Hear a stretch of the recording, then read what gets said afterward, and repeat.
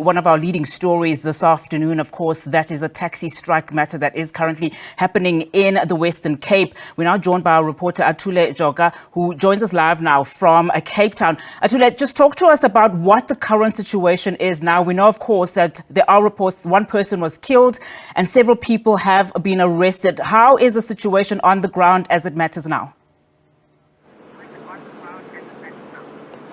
Well, we visited different areas where there's violent situations and violent acts were taking place throughout the morning.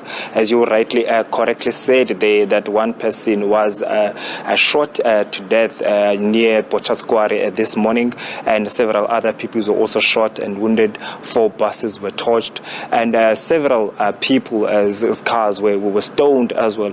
We understand that some sites, such as the Khayelitsha Plaza, was also caught in fire. There were also other incidents of banning of motor vehicles as well. But high-level meetings are being convened at the current moment with the Ministry of Transport in the Western Cape, as well as the top brass of the Taxi Association. But I will be joined by the member of Mayoral Committee for Mobility in the City of Cape Town, Mr. Rob Quintas, to talk to us more about what is currently transpiring in the City of Cape Town. Such ugly scenes we saw this morning, this must be concerning for you as well. It is an absolute tragedy to primarily see the most vulnerable commuters in the City of Cape Town who need to access opportunities, work, places of education, not being able to access those because the minibus taxi industry is maintaining their strike and denying many commuters of the public transport offering that is minibus taxi. That aside, the devastation and wholesale violence and fatalities that are occurring is unconscionable and is very unfortunately a trademark that only seems to occur when the minibus taxi industry is striking in the city. The city does not normally see any type of violence of this level. However, it is synonymous with taxi strikes, and we're hoping that the industry returns to operations as soon as possible to avoid more of this. Everyone is hoping for that. As someone who sits in the mobility department here, Cape Town, surely you must be in the know as to what is happening in the meeting that have you been sitting in those meetings, and also what seems to be the solutions going forward? So I have been. In fact, we have been meeting with the minibus taxi industry leadership on a bi-weekly basis for the past 4 months or so, myself and the MEC for mobility. These meetings have been to try and find ways and solutions to bring the minibus taxi industry into a space that they are more comfortable operating in, but one that also still maintains our responsibility, which is safe roads and safe commuters. The minibus taxi industry actually withdrew formally from that process in writing just over a week ago.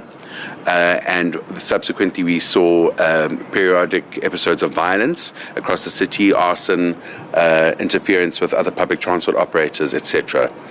The city has a zero negotiations policy when there is disruption. We will not negotiate when there's a gun to our heads, literally. So our policy is that when there's a period of prolonged calm, we will return to the negotiation table.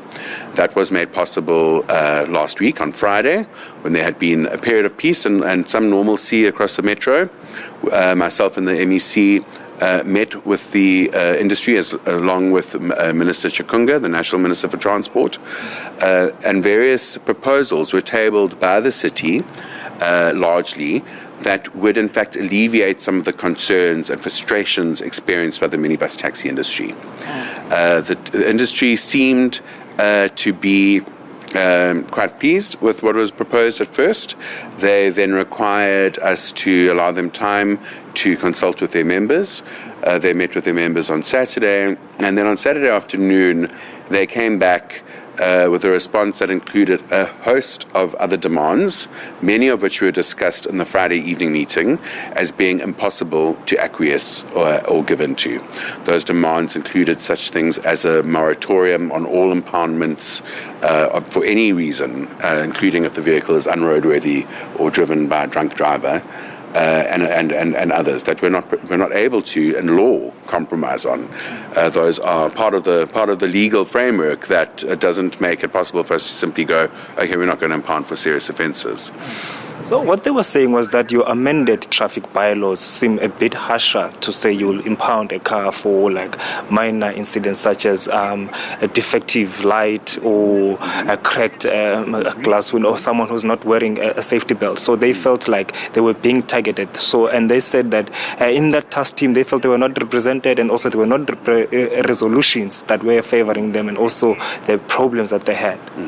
So I would like to state unequivocally and without any way that someone can misunderstand me, not one public transport vehicle, whether it be minibus taxi, e-hailing service like Bolt or Uber, or a metered taxi, has been impounded according to the bylaw. The NLTA, the National Land Transport Act, which governs to a great degree public transport, is how we have been impounding always.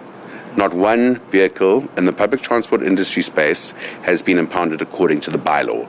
The bylaw has been applied only to private vehicles and for reasons that we have created the bylaw for, which include things such as modified exhausts, which are illegal and cause a great deal of complaint in the city around noise, the speeding and reckless driving, and a host of other traffic infringements by private vehicles who were previously not impounded are now being impounded under the bylaw. But public transport, specifically the minibus taxi industry, have not had one impoundment due to the bylaw. And also, how is the situation now? What do you say to your commuters in the city of Cape Town? How must they travel around? So firstly, I would just like to apologize to the commuters of Cape Town for the fact that the taxi industry has left them in the lurch for now almost a week. It is unconscionable that the most desperate members of our communities are now not able to get to work, where very often it's no work, no pay. And my sincere hope, because nothing is stopping the taxi industry from resuming operations right now, this minute. It is their choice to deny the commuters of their services. And for that, although it is not our responsibility, I would like to say sorry to the commuters of Cape Town that the taxi industry has left them in the state. However, Golden Arrow Bus Services, which is largely a provincially subsidized operation for buses, and my city services are running at most capacity. Golden Arrow at about 90%. And the city, my city bus services are running largely at full capacity as well. And I have had word from our public transport partners in Praza confirming that the train service is running at about 80% functionality as well, with all routes running. So, there are other modes of transport that are available to the public from both Praza, the province, through Golden Arrow, and us through my city.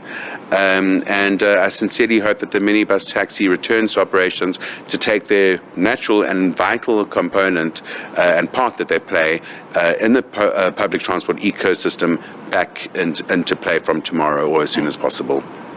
Any discussions that are undergoing now? Who is sitting there, and what outcome are you hoping for?